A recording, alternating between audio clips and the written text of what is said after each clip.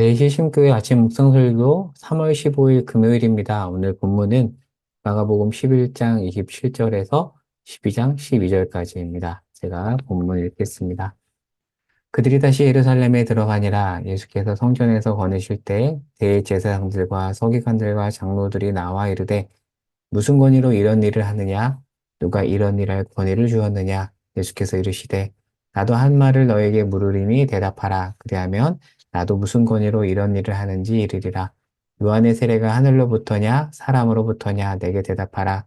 그들이 서로 의논하 이르되 만일 하늘로부터라 하면 어찌하여 그를 믿지 아니하였느냐 할 것이니 그를 두려워함 일러라. 그러면 사람으로부터라 할까 하였으나 모든 사람이 요한을 참 선지자로 여김으로 그들이 백성을 두려워하는지라.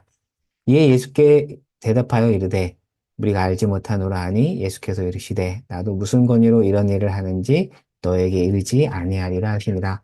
예수께서 비유로 그들에게 말씀하시되 한 사람이 포도원을 만들어 산 울타리로 두르고 짚지 않은 틀을 만들고 망대를 지어서 농부들에게 새로 주고 타국에 갔더니 때가 이름에 농부들에게 포도원 소출 얼마를 받으려고 한 종을 보내니 그들이 종을 잡아 심히 때리고 거저 보내었거늘 다시 다른 종을 보내니 그의 머리에 상처를 내고 능욕하였거늘 또 다른 종을 보내니 그들이 그를 죽이고 또 그 외 많은 종들도 더러는 때리고 더러는 죽인지라.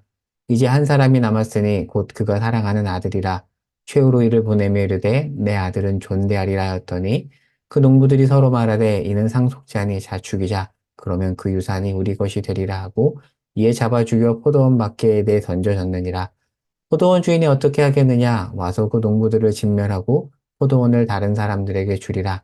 너희가 성경의 건축자들이 버린 돌이 모퉁이의 머릿돌이 되었나니 이것은 주로 말미암아 된 것이요 우리 눈에 놀랍도다함을 읽어보지도 못하였느냐 하시니라. 그들이 예수의 비유가 자기들을 가리켜 말씀하신 줄 알고 잡고자 하되 무리를 두려워하여 예수를 두고 가니라. 아멘. 자, 어제 본문과 이어서 보면, 자, 어제 본문은 성전 척결과 무화과나무 저주 사건이었잖아요.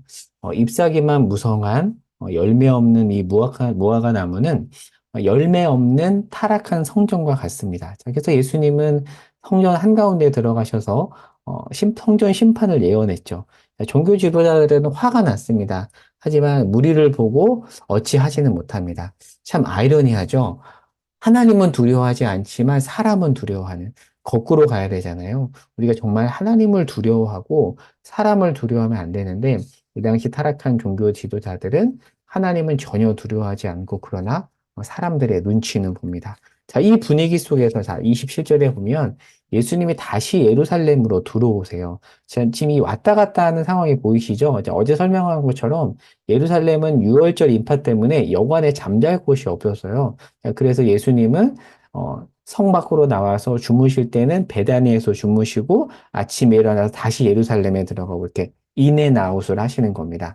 자, 27절에 보면 자, 예수님이 다시 예루살렘에 들어가시는데 27절에 그들은 예수님과 제자들입니다. 자, 하루가 지나서 지금 이제 화요일입니다.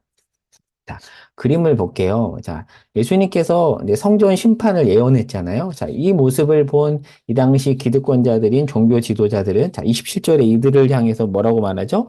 대제사장들과 서기관들과 장로들, 사내들인 공회원들이거든요.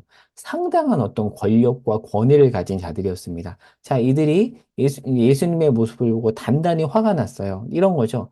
어디 감히 목수 갈릴리 천한 나사렛 출신이 우리한테 감히 그래? 우리 권위를 깎아내려? 자존심이 상한 겁니다. 자, 그래서 이들이 28절에 이렇게 얘기해요. 이르되 무슨 권위로 너 이런 일을 하는 거야?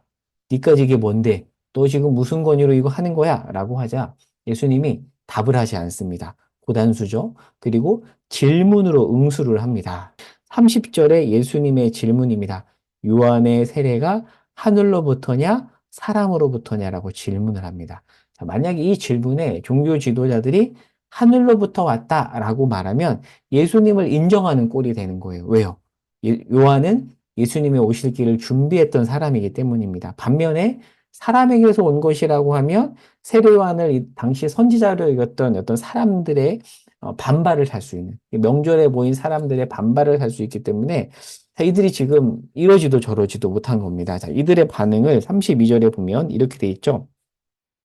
후반부를 볼게요. 모든 사람이 요한을 참 선지자로 여김으로 그들이 백성을 두려워하는지라. 그러니까 이 종교 지도자들은 세례 요한을 참 선지자로 인정했기 때문에 이런 반응을 보인 게 아니라 단지 백성들이, 사람들이 무서워서 계속 이 사람들의 눈치를 보는 거죠. 자, 이들의 이 실체, 헛된 실체를 계속 고발하고 있습니다. 자, 결국 이들이 이제 답을 하는데 뭐라고 답을 하냐면 모른다라고 답을 해요. 이들의 답변입니다. 비겁하죠. 보통 이 범죄자들이 불리하면 모르쇠로 일관하잖아요. 모르겠는데요. 기억이 안 나는데요. 비겁한 답변이죠. 예수님은 이들의 이러한 비겁함에 나도 그러면 답하지 않겠다라고 합니다. 자, 그러면서 자, 이후에 12장으로 가서 예수님께서 이제 말씀을 하시는데 포도원 농부 비유를 드십니다. 자, 이게 이제 성전이거든요. 굉장히 화려하죠. 헤롯이 증축한 이 성전 정말 화려합니다. 자, 이 안에서 벌어진 일이고요. 예수님과 종교 지도자들의 이제 대화인데요. 자, 다음 장면으로 가서 이제 포도원 농부 비유로 12장 내용을 들어가 보도록 하겠습니다. 비유 내용이 뭐냐면, 자, 한 주인이 포도원을 잘 가꾸었어요. 그리고 농부들에게 세를 주고 다른 나라에 갑니다. 자, 그러면 이 농부들은 소작농이잖아요.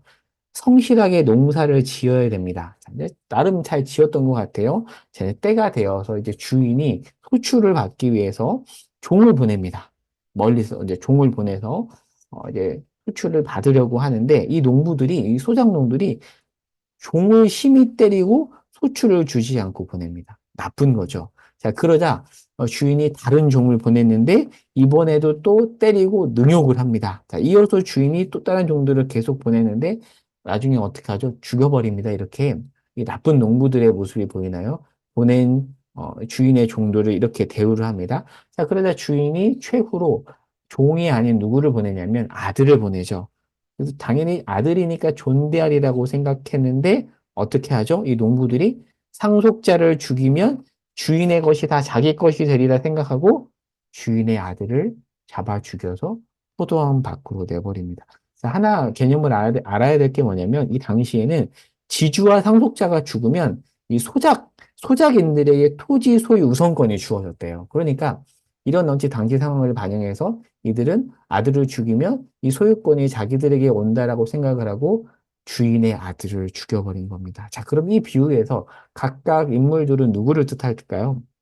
종들은 선지자들을 말하고요. 아들은 예수님을 말하고요. 그리고 주인은 하나님, 그리고 포도원은 하나님 나라입니다. 자, 이 일이 벌어지다 결국 주인은 어떻게 할까요? 주인이신 하나님은 어떻게 하는가? 주인은 이 농부들, 이 나쁜 농부들을 진멸하고 포도원은 결국 다른 사람에게 줄 것입니다. 자, 그 이야기를 하고 있습니다. 자, 근데 여기서 이제 한 가지를 좀 정리해 볼게요. 자, 이 나쁜 농부들이 아들을 죽였잖아요. 자, 그러면 앞으로 나중에 이제 주인이 나이 들어서 죽으면 이 포도원은 누구께 될까요? 어떻게 될까요? 자, 그 질문에 대한 답이 바로 10절에 나옵니다. 본문 10절에 보면 12장 10절이에요. 자, 제가 한번 읽어볼게요. 너희가 성경의 건축자들이 버린 돌이 모퉁이의 머릿돌이 되었나니. 자, 예수님께서 지금 시편 118편 22절 이후 말씀을 지금 인용하고 있는 것입니다. 자, 인용하시면서 버림받은 모퉁이 돌이 머릿돌이 되는 것처럼 아들이 죽었잖아요. 그러니까 예수님이 죽었잖아요. 그런데 아들이 죽음으로써 모든 것이 끝나는 것이 아니라 부활하여 영광을 얻을 것이다. 버림이 버림으로 끝나지 않고 버린 돌이 모퉁이 돌이 될 것이다라고 지금 말씀하고 있는 것입니다. 자, 그리고 마지막 12절입니다. 자, 12절에 읽어볼게요. 그들이 예수의 이 비유가 자기들을 가리켜 말씀하심인 줄 알고 잡고자 하되 무리를 두려워하여 예수를 두고 아니라라고 되어 있습니다. 자, 이들은 이 비유를 듣고 나서 이들이 바보가 아니거든요. 자기들 향해 한 말씀이라는 것을 알았어요. 최소한의 양심의 가책은 조금 있었는데, 그런데 여전히 어떤 그들의 욕망이 그 가책을 눌려보였고요. 그들은 무리를 두려워함으로 그냥 사실 예수를 죽이고 싶었는데, 또 무리는 두려워해요. 계속 지금 이들이 사람을 두려워하고 있음을 마가복음 기자는 지적하고 있습니다. 유진 피터슨이 설교에 대해서 한 말을 제가 여기다가 인용을 했는데요. 설교에 대해서 유진 피터슨이 이런 말을 해요. 설교의 예술이란 우리의 3인칭 방어망을 피해 돌아와서 무슨 뜻일까요? 우리가 설교를 듣고 온당한 반응은 주님 제가 잘못했습니다라고 1인칭으로 반응을 하는 건데 설교를 듣고 내가 생각 안 나고 3인칭 제가 그런데요. 저 사람이 그런데요. 우리 남편이 우리 아들이 우리 딸이 이런 식으로 우리 아내가 3인칭 방어망으로 피한다는 거죠. 그런데 설교 예술은 그 3인칭 방어망을 피해 돌아와서 2인칭으로 냈다 찌르고 그러니까 바로 네가 문제야. 네가 회개해야 돼. 하나님 그렇게 말씀을 하시잖아요. 그러면 그 반응을 듣고 어떻게 해야 온당한 반응이냐면 1인칭 반응. 오, 주님, 제가, 제가 잘못했습니다. 라고 반응하는 것이 마땅한 반응인데 이 당시 종교 지도자들은 어떻게 했죠? 1인칭 반응으로 나아가지 않았습니다. 그리고 도리어 어떻게 하죠? 예수를 잡으려고 합니다. 다만 무리를 두려워해서 몰래 하는 방식으로 나중에 밤에 이제 사람을 보내잖아요. 밤에 아무도 없는 자기들도 뭔가 캥기는 게 있는 거죠. 죽이고는 싶은데 무리는 두렵고 그러나 어떻게든 죽이고는 싶고 어, 예수님 말씀을 듣고 돌이켜야 되는데 돌이키지 않습니다. 이들의 실체, 하나님을 전혀 두려워하지 않고 사람만 두려워하고 있는 이들의 모습을 통해서 또 우리의 모습을 좀 돌아볼 수 있어야 할 것 같습니다. 이제 말씀을 정리해 보고자 합니다. 오늘 특별히 12장 10절 말씀으로 적용해 보려고 해요. 아까 말한 것처럼 이 포도원 비유에서 포도원은 무엇이라고 했죠? 하나님 나라입니다. 그리고 주인은 하나님, 그리고 악한 농부들은 이 당시 종교 지도자들, 아들은 예수님이죠. 자, 아들이 건축자들이 버린 돌처럼 되어버렸습니다. 예수님이 그렇게 됐잖아요. 그런데 반전이 있어요. 하나님은 어떤 분이냐면 그 버린 돌, 그 쓸모없다 여긴 돌을 어떻게 하시죠?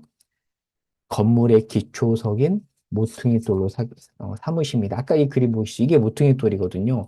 건물의 기초예요. 근데 이게 원래부터 좋은 돌이 아니라 버린 돌이었는데 하나님은 이 버린 돌, 사람들이 필요 없다 버린 돌을 건물의 가장 기초인 기초석으로 모퉁이 돌로 삼으신대요. 저는 이게 바로 하나님의 일하심이라고 생각합니다. 놀랍죠?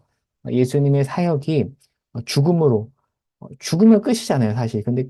그런데 하나님은 그 죽음을 끝으로 이끌어가지 않으시고 어, 그 죽음의 자리에서 새로운 일을 하시죠. 버린 돌을 쓸모없는 것처럼 보이는 돌을 기초로 다시 세우시는 분이십니다. 이걸 통해서 우리가 이렇게 우리 삶에 적용해 볼 수 있을 것 같아요. 우리에게는 쓸모없는 일이란 없다. 왜요? 하나님은 버린 돌처럼 느껴지는 그 상황과 그 현실을 통해서 다시 한번 새로운 일을 하시는 분이시기 때문입니다. 우리가 때로는 버린 돌처럼 느껴지고 우리 상황이 버린 돌처럼 느껴질 때가 있습니다. 그러나 그때 기억하시기 바랍니다. 우리가 믿는 하나님은 버린 돌을 모퉁이 돌 삼아서 건물을 세우시는 분이십니다. 그 하나님, 그 하나님이 우리와 함께 하십니다. 그러니 우리는 힘을 낼 수 있습니다. 이 말씀으로 위로와 힘을 얻는 저와 여러분 될 수 있기를 바랍니다. 제가 기도하도록 하겠습니다. 하나님, 사람들이 쓸모없다 여긴 그 돌을 주님께서는 건물의 기초석인 모퉁이 돌로 삼아서 다시금 건물을 세우시는 분이십니다. 하나님이 어떠한 분이신가? 바로 그러한 분이심을 오늘 말씀을 통해서 확인합니다. 우리는 그 하나님과 함께하는 자들입니다. 그 하나님으로 인하여 힘을 얻고 담대하게 나아가는 우리의 삶이 되게 하여 주시옵소서. 예수님의 이름으로 기도합니다. 아멘. 네, 오늘 기도 제목 이렇게 정리해 봤습니다. 오늘 하루 버린 돌을 모퉁이 돌 삼으시는 하나님을 바라보겠습니다. 라고 기도하고요. 또 그 밖에 개인 기도 제목을 가지고 주 앞에 기도하는 시간 갖도록 하겠습니다. 기도하겠습니다.